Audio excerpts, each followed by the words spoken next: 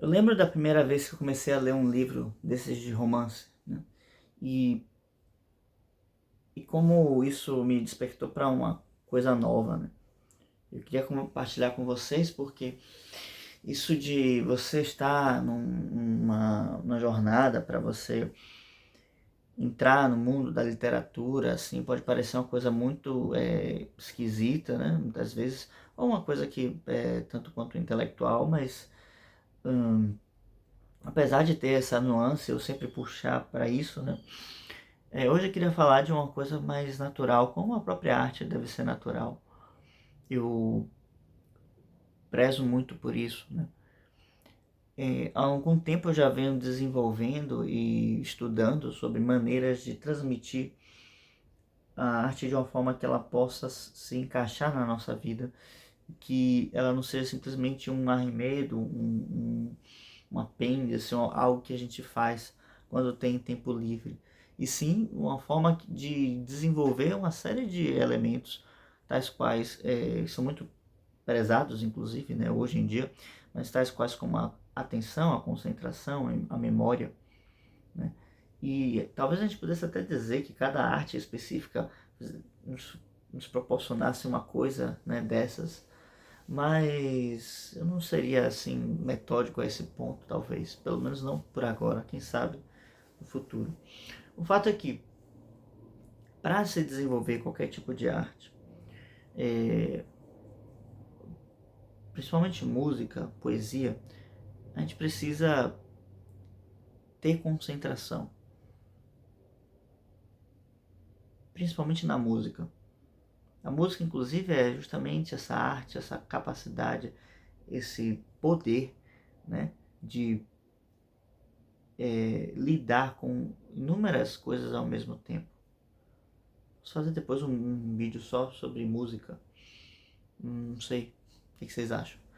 Uh, Além disso, é também essa capacidade de lidar com esses elementos simultâneos que acontecem tanto no tempo quanto no espaço, sendo o espaço as notas e o tempo, o próprio tempo que discorre, né, que não temos esse controle, mas que nós podemos executar mais rapidamente ou mais lentamente, certo? Então, a música é essa arte de dominar o tempo e o espaço. E a poesia, por extensão, também, porque a poesia é música, né, em última instância. A literatura, que a gente está acostumado hoje, né, de romance, ela já não tem tantas essas características porque ela se vale mais do contato psicológico. E é nesse ponto que eu queria trabalhar, tá? É, Depois, eu gostaria depois de trazer mais elementos sobre isso que eu falei, de como eu vou estruturando essas ideias e como a arte vai se encaixando na nossa vida. Mas hoje eu queria falar um pouco da minha primeira experiência lendo, como foi algo muito natural, né? E como pode ser simples, ainda que não seja tão simples, porque vamos precisar lidar com algumas coisas. Deixa eu até ver se não tem algo aqui que possa me ajudar depois. Vou trazer aqui o Ed Porrei. Mas ok. A primeira vez que eu parei para ler um livro de literatura não foi assim, de forma, como eu posso dizer, livre ou voluntária, mas eu li o livro porque fui obrigado a fazer um trabalho de escola, né, uma prova de escola. E tudo bem, né? Não, acho que todos passam por isso. Mas eu não esperava que eu fosse gostar tanto de fazer essa experiência. Talvez mais pelo livro em si, que foi do que pelo fato de ler, né? O primeiro livro que eu li foi Robinson Crusoe. O Robinson Crusoe, se não me engano, da editora Ática, não me lembro agora, mas foi uma versão didática, daquelas que vem com ilustrações, e não que não possa ter ilustrações, mas era uma versão que era adaptada para um público mais infantil. Apesar do que a história em si já tem uma carga assim um tanto quanto pesada, né? Mas o livro em si ele era bem fino, né? Eu acabei nunca lendo o original, para falar a verdade, tô devendo, mas eu li essa adaptação, então não sei se a obra é mais extensa, mas não passava de 150 páginas, com toda certeza. E eu lembro de a previsão era que eu lesse para fazer a prova, né, da escola, tinha um mês, né? E eu devo ter lido isso em 2 dias. Ali a primeira vez, comecei a ficar viciado naquele negócio, né? Pô, não conseguia parar de ler. E depois peguei para finalizar, né? Já não era tão mais legal quando estava finalizando. E eu lembro por que eu achei tão legal o começo e não achei tão legal a finalização. Para quem nunca leu Robinson Crusoe, é uma história de um homem, de um, de um homem que começa a enriquecer de formas ilícitas, né? Isso não é bem não é bem um segredo, nada disso, mas isso já está no próprio, é, na própria, né, no plot da trama, né, como um elemento basilar da trama. Ele era um traficante, né, se não me falha a memória, e que após ter uma experiência, né, de naufrágio e viver por muitos e muitos anos, né, isolado numa ilha. Se eu não me engano, minha memória pode estar me traindo agora, mas se eu não me engano ele passa por uma experiência de civilização, né? Ele se civiliza na ilha, porque o grande paralelo que o livro vai fazer é justamente como o homem, apesar de estar numa civilização, ele não é civilizado, uma vez que ele é, trabalha, enriquece de meios ilícitos, né, de forma agressiva, animalesca, ele se vale da sua força para poder superar os outros, né, de forma bem animal mesmo. Ah, o que é diferente, por exemplo, do desenvolvimento de um soldado, de um atleta que feito da forma correta, ele está baseado em princípios, né, preceitos filosóficos que vão nortear a maneira de agir, né? Mas enfim, o Robinson Crusoe então passa nessa ilha e ele fica passa muitos anos nessa ilha. E a grande questão que eu tinha e o grande entendimento que eu tive disso, né, o não entendimento não, mas o que me fascinava, na verdade, era justamente essa jornada de estando sozinho numa ilha. Isso me deixou assim louco na época. E fiquei, meu Deus, que coisa assim, não vou dizer maravilhosa, mas como é interessante isso, né? Como seria passar a meu Deus, como seria essa experiência, né? Então assim, um desejo de aventura dentro de mim, né, como enquanto jovem, queria buscar isso.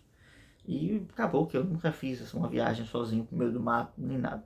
Mas de alguma forma eu sempre me senti atraído pelas coisas naturais, por estar em contato com a natureza e tudo isso, tá? Então, é, penso que isso já despertou algo em mim, né? Ou porque isso já estava ali de alguma forma latente. E eu me interessei bastante justamente por esse pedaço em que ele ia buscando formas de sobreviver na ilha e ia melhorando, né? Cada vez mais. Lembra um pouco a ideia de um RPG, talvez. Então, basicamente, o que fala aqui seja um Vitor bem jovem que ficava pensando nessas coisas e em, sei lá, viajar ao mundo sozinho, né? Com um cavalo e uma espada matando dragões. Enfim, de qualquer forma,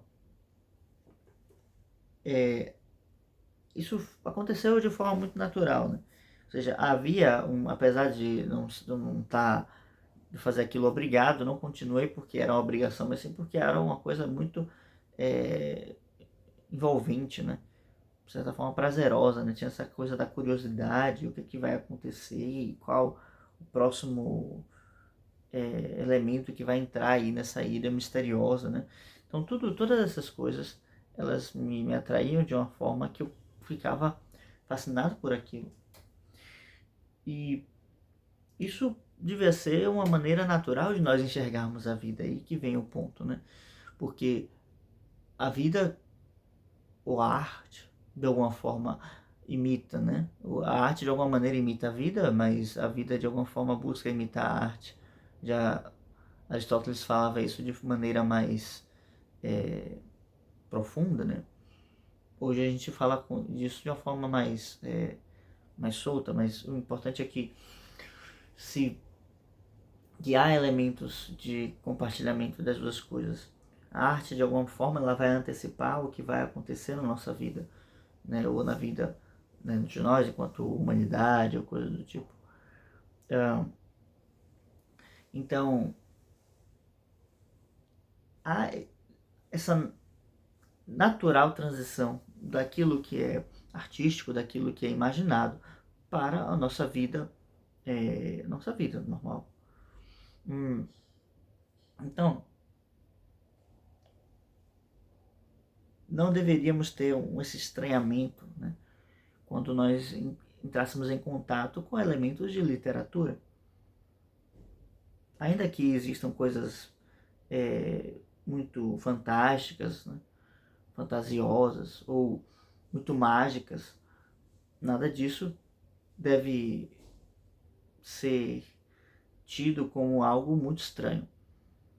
Então, a literatura permite que a gente entre em contato com esses mundos e se relacione de maneira natural com essas coisas, assim como naturalmente eu estou fazendo esse vídeo aqui, porque eu tinha separado, né, aqui no meu caderninho outros temas, outras coisas, e pensei, não, hoje eu vou falar sobre esse contato com a literatura, porque eu quero, e foi assim, né, não preparei nada, não desenvolvi nada, mas o fato é que há uma naturalidade na arte, assim como há uma naturalidade na fala, assim como há uma naturalidade na forma que eu busco me comunicar com vocês para contar uma história, assim como há uma naturalidade na maneira como nós vamos conhecendo as pessoas e muitas vezes, por acaso, nós as encontramos em um lugar fazendo alguma coisa e resolvemos fazer algo juntos e vamos desenvolvendo essas relações, essas conexões.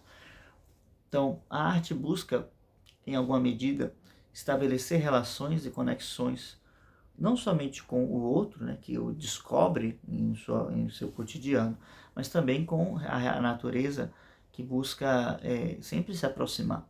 Então, sempre nos aproximamos de uma natureza, seja essa natureza a mais próxima a nós, como, por exemplo, um jardim ou um, o céu estrelado, como nós olhamos à noite, o próprio sol, né? Isso tudo está, vamos dizer, ao toque dos olhos, né? Está perto de nós, apesar de não estar perto, né? Nem tudo está perto.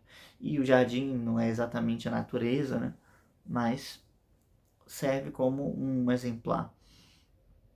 De qualquer maneira,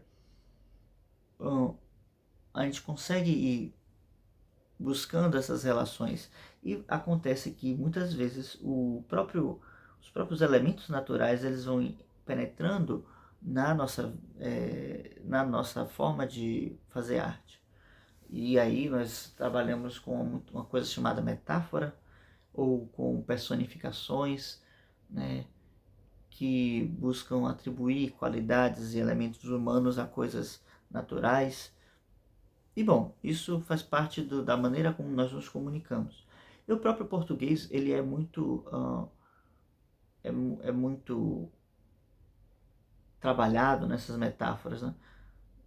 Não sei quanto ao português de Portugal, mas eu aqui vivendo, né, por exemplo, na Bahia, Salvador, tomo um contato com essa comunicação metafórica a todo momento, né? Então, por exemplo, quando a gente fala para uma pessoa é coração de pedra, né? A gente está querendo dizer que ela é uma pessoa assim bruta, né? Hostil, miserável. Não, não, não é uma pessoa que tem uma compaixão, né? Então, a gente às vezes fala, a gente exagera muito, né? Nas palavras, o tempo todo, né? A gente não pode falar que estou com muita fome, a gente fala estou morrendo de fome. O português tem muito esses exageros e cada região vai ter sua localização, seu sotaque, suas gírias próprias que vão ressaltar isso, né, enfatizar isso. Mas é próprio, né, do português esse exagero, né? Talvez, não sei exatamente porquê, mas isso seria uma pesquisa linguística que a gente poderia realizar em algum momento. Mas é algo, assim, muito interessante de se notar. Coisa que nós não vemos em outros tipos de... por exemplo, o francês não vai ter essas coisas, né? Pelo menos no que eu pude tomar contato, né, com a língua. Não tenho tanto conhecimento, mas o próprio inglês também não tem essas coisas. Tem muita ironia, né? Muita coisa que é assim, forçada. Mas no português é uma coisa muito natural. Você fala de forma metafórica que todo mundo já entende, né? Você não tá... A ironia não é tão própria assim, né? Do português. Mas o exagero, sim. O exagero é. Então, acho que as pessoas não costumam entender muito ironia, né? Mas assim, quando a gente usa nas piadas e tudo, tipo. Mas enfim, todas essas coisas que eu falei, né? Para não perder o costume, eu costumo sempre trabalhar e explicar com mais detalhes na formação Cartas Jovem Poeta, onde a gente trabalha aquele livro do Rainer Maria Rilke, que são uma série de 10 cartas, onde ele vai explicando os seus pontos de vista sobre a arte, o que ele aprendeu ao longo desses anos através do trabalho criativo. Essa ideia de estar observando as coisas da natureza e se relacionando com elas, com o nosso cotidiano, está muito bem trabalhada lá, tá bem? Caso você tenha interesse, o link vai estar na descrição para a gente combinar e abrir uma nova turma. Bom, se você tivesse interesse, por favor, entre em contato conosco. Mas uma coisa que realmente pode dificultar o nosso acesso à literatura é justamente um impedimento linguístico, principalmente em compreensão textual, né? Estava falando de concentração mais cedo, né? E para ler a gente precisa desenvolver um tanto de atenção e um tanto de concentração, né? Muitas vezes a gente não consegue manter o fio da meada, né? Tanto para os mais experientes, mas principalmente para os que estão começando. Realmente é necessário um esforço. Mas o outro desafio é justamente o desafio do vocabulário. A gente não está tão habituado a um vocabulário mais antigo, né? E até um vocabulário que não seja tão antigo, mas que seja mais preciso, e justamente por buscar essa precisão se utiliza palavras diferentes, palavras que nós não estamos tão habituados, o que faz com que a gente precise buscar isso em algum momento, tá? Então, vou pegar aqui uma frase ao acaso aqui do Édipo, né? Então, deixa eu ver aqui se eu consigo pegar alguma coisa diferente, né?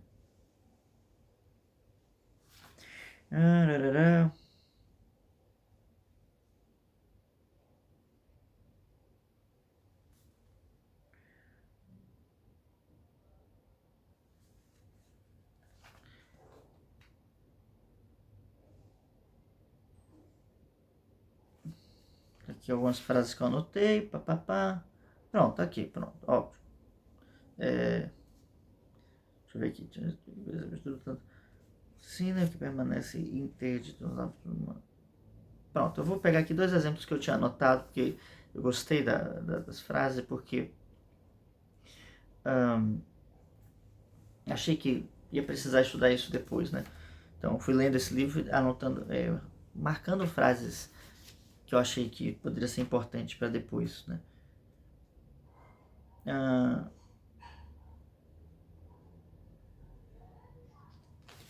Vamos aqui. Então, aqui no diálogo entre Édipo e o Corifeu,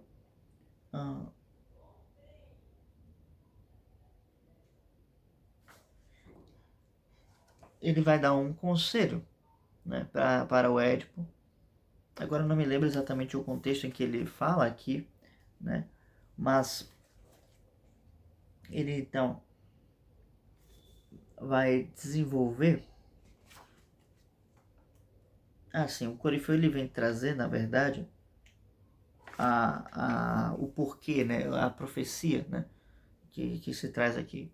Então, vamos pegar aqui do início. Mas não cometi o crime, tomou o cabelo designado com meus. Ele fala aqui: cabia a Apolo, ao responder, nos dizer o que procuramos, o nome do assassino de Laio, né? Porque todos sabem que a peça ou pelo menos todos deveriam saber, né? Enfim, a peça Édipo Rei se baseia num crime que foi cometido pelo próprio Édipo, né? Que no caso matou o seu pai, e aí eles estão à procura desse assassino, porque esse assassino ele precisa ser expatriado, né? Ele precisa ser expulso, ele precisa ser desterrado, vamos dizer assim, né? Ele precisa ser ou morto ou ser levado embora, né? Mas assim, para essas tradições antigas era mais pesado ser desterrado, ser considerado expulso daquela pátria, né, do que a própria morte, né? Isso em alguns textos fica bem claro, né? Porque enquanto ele morria, enquanto um ser daquela membro daquela cidade, né, um ateniense, por exemplo, ele ainda morria com dignidade, enquanto a pessoa que é expulsa nem dignidade tinha para ser morta pelas mãos das próprias pessoas, né? Como se a morte reconhecesse aquela pessoa ou conferisse àquela pessoa ainda algum grau de nobreza, algum reconhecimento para os deuses locais, enfim. Mas são punições tão graves quanto, né? Mas então ele vai dizendo: gostaria de te dar um segundo conselho. Né? O Corifeu fala para Édipo, e Édipo responde: até mesmo um terceiro, se quiseres. Vai, não hesites em falar. Como o grande Apolo, sei que mestre Tiresias possui o dom da clarividência. Recorrendo a ele para conduzir essa investigação, teríamos informações muito exatas. Rei. Aqui é um trecho simples. Ó. Tiresias possui o dom da clarividência. Aí você lê isso aqui pela primeira vez e pensa, que diabos é o dom da clarividência? E ele relaciona isso com Apolo. Algumas questões de mitologia aqui, mas assim, o poder da clarividência é o poder de conseguir ver aquilo que não é visto pelos olhos físicos. Algumas pessoas relacionam isso com ver coisas invisíveis, com ver fantasmas, mas de fato o que está relacionado aqui com clarividência está relacionado com ver aquilo que ver claro, né? Clarividência, ver claro o que está oculto. O que está oculto para os mortais? O passado e o futuro. Então, ele ver claro o passado e o futuro. Né, assim como o Apolo, o Apolo é o senhor do tempo. Por isso é o senhor da música, né? Falei mais cedo, olha só. Essas relações nem estava esperando. Então, o Apolo ele tem o poder da clarividência, de saber o que vem depois, e o poder da profecia, de saber o que vem depois, de professar os elementos que vêm depois, e da clarividência, né, de enxergar o que está oculto, no caso também o passado. Então, saber aquilo que aconteceu. Então, Apolo guarda a memória, né, de alguma forma, de alguma maneira. Por isso ele se relaciona também com as musas, que são aquelas que detêm o poder da memória, né, de alguma maneira. Aí no caso eu anotei assim. E aí, eu tinha anotado outra coisa aqui, mas eu não tô. Pronto. Tiresias, tu que percebes. Já é uma outra parte do diálogo, né? Outro momento. Tiresias, tu que percebes tudo, tanto que se ensina, quanto que permanece interdito aos lábios humanos. Interdito é uma palavra também estranha, né? Mas interdito, a gente pode pensar na ideia de estar interditado, né? Estar não está preso, né, aqui, interdito aos lábios humanos, ou seja, aquilo que está travado, que não pode ser falado pelos lábios humanos, está preso, né, assim, da boca para dentro, né. Então, são certas dificuldades de vocabulário que no momento em que a gente começa a se deparar com elas, o que a gente faz? A gente desiste, né? E algo que não deveríamos fazer, porque, né, é um processo natural. Assim como nós descobrimos as palavras lá no começo, quando nós nem ainda engateávamos direito, né, íamos balbuciando algumas coisas, e ainda assim, quando encontramos algumas palavras estranhas, a gente trava um pouco a língua para poder falá-las. É necessário, que a gente vá descobrindo as palavras e vá entrando na alma desses textos, para que, porque muito provavelmente o autor, ou no caso o tradutor, ao escolher essas palavras, teve um porquê, né, por escolhê-las. E, né, para entrar nesses critérios a gente levaria um certo tempo, mas o fato é que é mais fácil a gente simplesmente saber que palavra é essa. E hoje, né, no caso, eu se estou na rua, eu estou com meu celular, então eu não sei alguma palavra, eu já pego e já procuro no Google, né? Não preciso nem procurar mais no dicionário, eu jogo no Google e já tenho uma resposta. Posso não gostar daquela resposta e buscar um outro dicionário depois, ok, mas no geral eu vou ali já fazendo uma coleção de nomes, de elementos que eu preciso saber para poder me comunicar com o que o texto está falando, né? E por sinal, isso aqui é um Apollo, né? O Apollo está aqui, tá? Eu gosto de deixar ele aqui para presenciando, né, nossos vídeos. Esse aqui é um Apollo que no corpo inteiro ele está com um arco, né? Apollo arqueiro. É uma coisa que a gente poderia depois só falar sobre isso em algum momento, essas facetas, né, de símbolos e deuses. E o Apolo está aqui guardando nossos vídeos, né, observando tudo, né, com uma clarividência e permitindo caso que eu fale menos besteiras, né, caso eu não esteja tão lúcido das minhas colocações.